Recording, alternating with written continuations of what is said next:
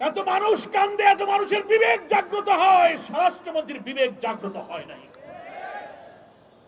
পৃথিবীর বিভিন্ন সভ্য দেশে, উন্নত দেশে, গণতান্ত্রিক দেশে আমরা দেখেছি রেল দুর্ঘটনা হলে রেলমন্ত্রী পদত্যাগ করে, দুর্নীতির অভিযোগে অভিযুক্ত হলে উন্নত দেশের মন্ত্রীরা পদত্যাগ করে প্রাইম মিনিস্টার ক্ষমতা ছেড়ে দেয়। স্বরাষ্ট্রমন্ত্রী আপনার সন্তান,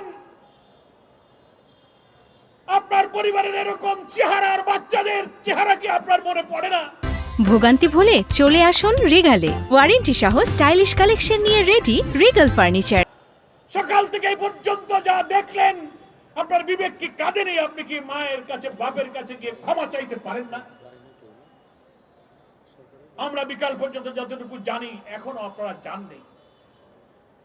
আপনারা একটা ঘটনা ঘটলে শুধু অন্যের উপরে চাপিয়ে দেন।